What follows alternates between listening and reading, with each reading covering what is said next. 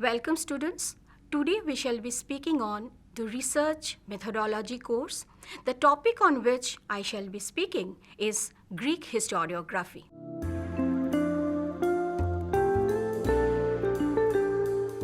Greek historiography as an initiative to record historical events developed as a branch of knowledge in ancient Greece during the 5th and the 6th century BC. Prior to this period, the Greek mind could not think anything beyond the Trojan War and emphasized more on contemporary happenings than on the past. The Trojan War was an legendary conflict between the early Greeks and the people of Troy in western Anatolia during the 12th and the 13th century BC.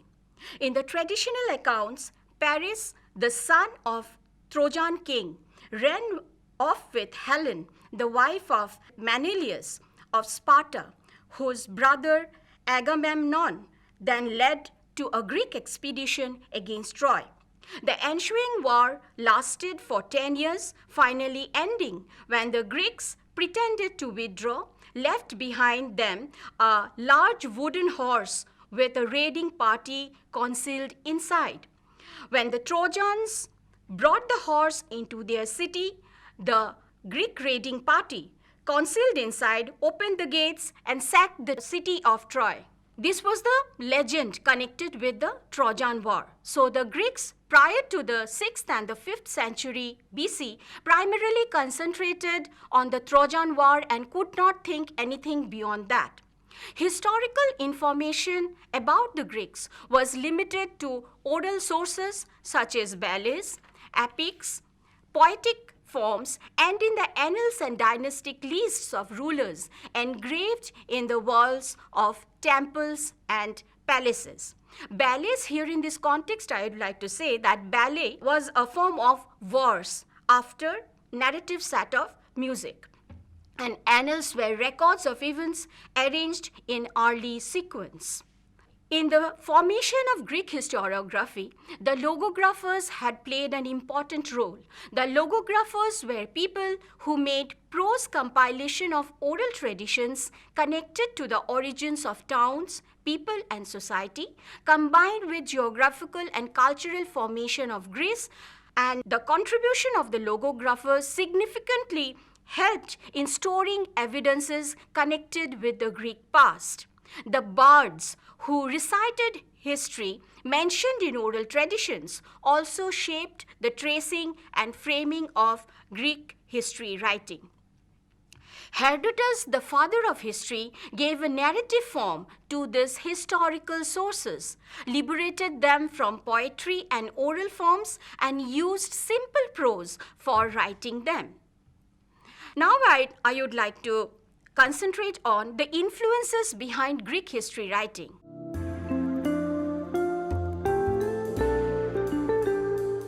The 6th century BC was an important influence over Greek historiography, where there was an intellectual transition with the growth of prose along with poetry.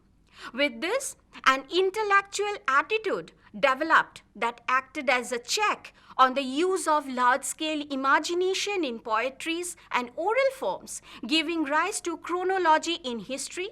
During this period, the role of geography in shaping historical events, culture, and civilization was also highlighted.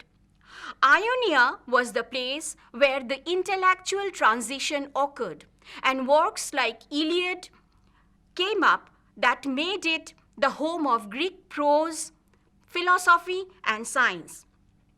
Ionia was a region in ancient Greece located in the western shores of Anatolia or present-day Turkey.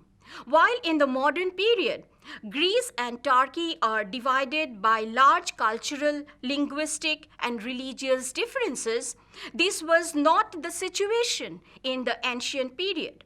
The shores of Turkey were settled by Greek people who formed the Greek city-states. The Ionian Greek cities became the center for ancient Greek civilization in the 6th century BC. Ionia was the meeting place of all civilizations during that time. And we find that Greek history writing in Ionia actually began as an effort to describe and understand the neighboring people, such as the Lydians and the Persians. The Lydians were inhabitants of Lydia. Lydia was a region located in Western Asia Minor. So we find that the initial attempt to know history began with knowing the neighboring people. Due to their overseas trade and travel under the Persian Empire, the Ionians were the first to develop an ethnographical literature. So thus, we find that the initiative to know people was the beginning of writing history or knowing history, or you can say framing history in ancient Greece. The logographers influenced Greek history writing to a considerable extent, and I have mentioned this earlier also. So the logographers were the first group of people who converted poetic historical information found in poetic sources or poetic forms into prose or in narrative form. So we thus that they contributed significantly to Greek historiography by producing prose on the people, on the society, Greek society, the then Greek society, on the towns, on the cities, on the temple, on the culture, about the people residing in the area. So thus a beginning was made, or thus a transition was made from myth to history writing with them. The most important logographers of the period were Hecataeus, Hellenius, Charon, and Dionysius. Behind Greek history writing or behind Greek historiography, we can say that the wars and the battles which ancient Greece had fought with other countries had played an important role. We find that Herodotus framed his history writing on the Greco-Persian War. The Greco-Persian Wars were a series of battles fought between the Greek states and Persia over a period of almost half a century. The time period of Greco-Persian War is 429 to 449 BC. The main reason of the invasions was the concern of the security of the western border of Persian Empire.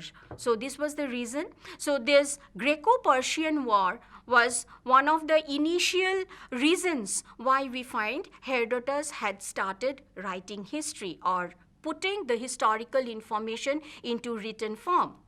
Similarly, Thucydides, the father of scientific method in history, was inspired by the Peloponnesian War. The Peloponnesian War was fought between 431 to 404 BC. It was an ancient Greek war fought between the Greek city-state of Athens and Sparta for establishing control over Greece. Ultimately, we find that Sparta emerged victorious. So this Peloponnesian War provided the food for writing history, or provided impetus to Thucydides for writing history, one can say. So thus, the wars and the battles which ancient Greece had experienced were the major factors that provided impetus to the growth of history writing in ancient Greece. Now we shall speak about the Greek historians.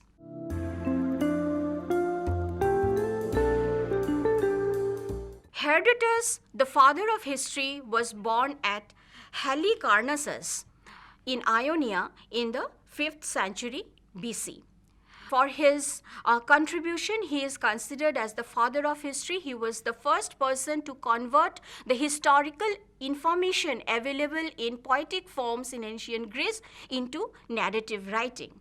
The most important work of Herodotus, titled The Histories, was the name of the work produced by Herodotus, and it was written in 9 parts that aimed at recording Greek past and their achievements. It also provided information about the Greco-Persian War. Herodotus adapted an interdisciplinary method for writing history. He adapted historical and anthropological method for understanding the past. Because we find that while he described the political reasons behind the Greco-Persian War, he also provided interesting information about the customs, costumes, traditions, morals, beliefs, climate, and geography, the role of these factors behind the Greco-Persian War. So we find that his approach was not entirely historical. He adapted an interdisciplinary approach. The interdisciplinary approach was historical as well as anthropological approach. He also believed in supernatural factors. He had a belief that supernatural factors play an important role in shaping history writing. So therefore, in his work, we find that he gave importance to narrative dreams, oracles, visions, and divine warnings. So we find this kind of information also in his writings. But since he was the first person to put the historical information found in poems, ballets, myths, annals into narrative writing, that was the reason why he is considered as the father of history. Next, I go to Thucydides. Thucydides was another historian who is considered as the father of scientific method in history. He was born to an Athenian father and a Thracian mother. Now, Thrace is a geographical and historical region in Southeast Europe. It comprises of southeastern Bulgaria, northeastern Greece, and European part of Turkey. So this entire region was known as Greece during that time. So Thucydides' mother belonged to that region. Thucydides received his education in Athens and traveled to Thrace as one of the two generals in a naval expedition. But he was exiled from Athens due to a military failure that gave him the opportunity to devote more time to travel to Peloponnnesia. As I told you earlier also, that the Peloponnesian War was a major factor that provided boost to the historical writings produced by him. The history of Peloponnesian War was written in 8 volumes, and it was the most important work produced by him. However, he could not complete the work due to his sudden demise in 396 BC. Thucydides had heard public readings of the histories of the Persian Wars by Herodotus, who spoke about his works from periodical and regional perspective. So prior to his history of Peloponnesian War, that is prior to writing the history of Peloponnesian War, Thucydides had already heard about the history, or he was informed about the histories written by Herodotus. He differed from Herodotus in his approach and remained confined to Peloponnesian War that followed a chronological framework of seasons, the summer and the winter. Thucydides believed that exact knowledge of the past would facilitate in better representation of future. To him, human nature and human behavior would remain same or alike in all situations. If similar situations or problems occur or recur, the lessons of one period would be useful in another. So thus he found that he considered that historical information should act as a lesson for the readers in order to understand the future better. That was his perspective.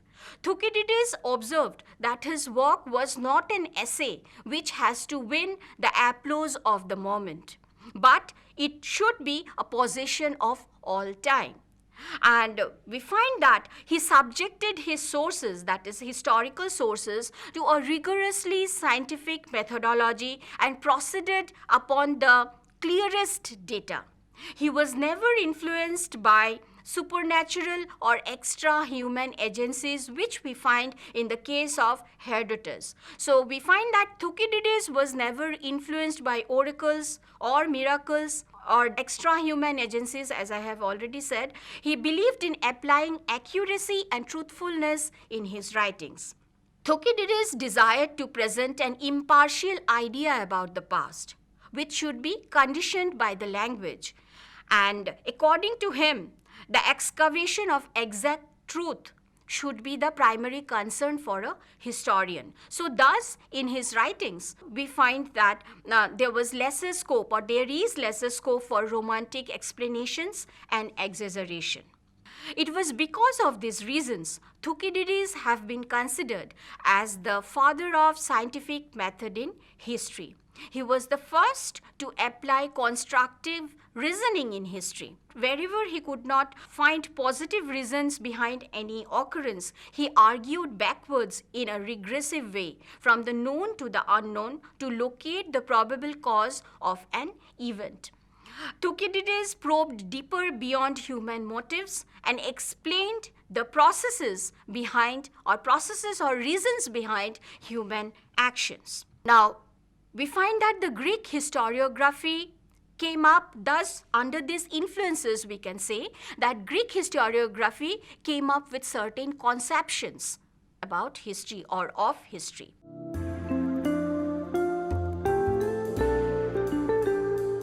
The Greeks believed that transition in the past have brought the present into existence. Hence, we find that the Greeks had the sense of temporal in history. They thought that history follows a cyclic rotation and perceived the subject as involving great progress up to a certain point and then showing decline or collapse. The Greeks had a pragmatic view about history, under which history is considered as a repository of instances or lessons which are likely to be useful for present and the future. So thus, the subject was considered as a guide to interpret future events. It was considered to have humanistic values by the Greeks. So these were the basic conceptions about history which the Greeks had. Now let us speak about limitations of Greek historical writings.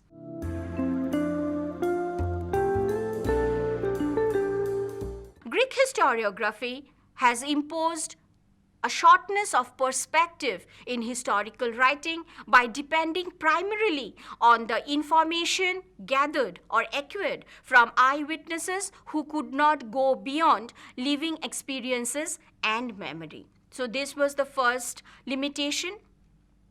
Then we find that therefore the information which both Herodotus and Thucydides gave about 6th century BC could not be considered as purely scientific. Rather, we can consider those writings as less scientific. Another limitation of the Greek method was that it prohibited a historian from choosing the subject, as he had to frame his writings depending on information acquired from living memory and eyewitnesses.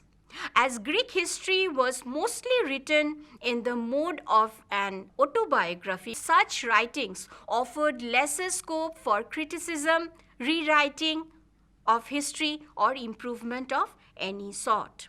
We find that in course of time, Greek history writing started spreading to other parts of the world. Then we find the emergence of Hellenistic historiography.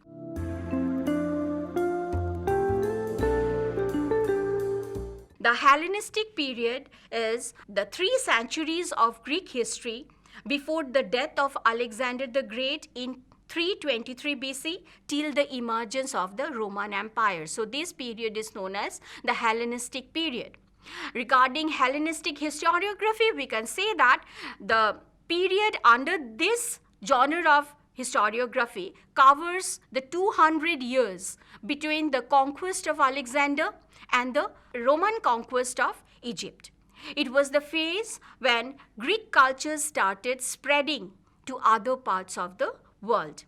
We find that during this period, the previous cultural particularism of the Greeks was ended. That came to an end during this period, and people from non-Greek background adapted Greek culture and language. The Persians, whom the Greeks termed as barbarians, learned Greek language, manners, and customs. Through the conquest of Alexander, we find that the Greeks shed their city-state particularism and Greek thought was spread to other parts of the world.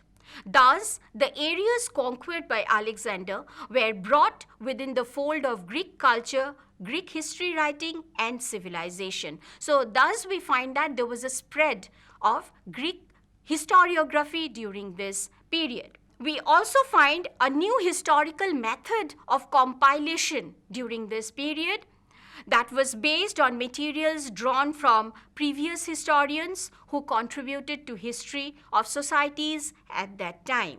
Writing history based on eyewitnesses and human memory began to become obsolete during the Hellenistic period. Polybius was another historian, was one of the greatest historian of the Hellenistic period. The time period of Polybius was 208, that is 208 to 126 BC. He is considered as the greatest historian of the period, who wrote about Roman conquest and the whole of Mediterranean world from 221 to 148 BC. According to Polybius, a historian should be a man of affairs. That is, political affairs. He should be versed in statesmanship, politics, and war, without which he can never understand the behavior of states or the course of history.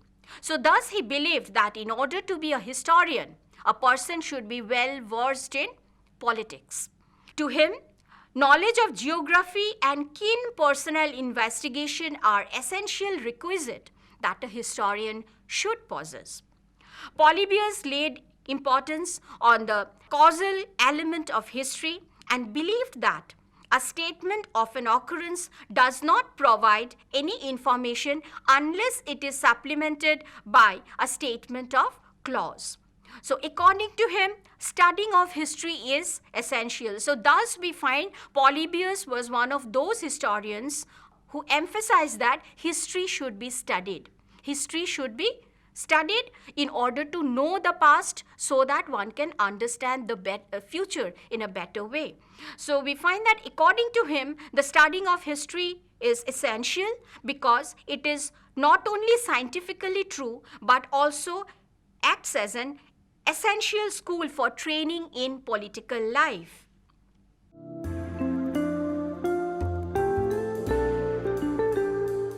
Now I would like to talk about the references. Regarding Greek historiography, a number of works we find. Simon Hornblower, Greek Historiography. This book you can consult. Thomas F. Scanlon, Greek Historiography, published in 2015. That you can consult. And E. Sridharan, the textbook of historiography. B. Sheikh Ali, History, Its Theory and Methods. So with this, I come to an end to our discussion.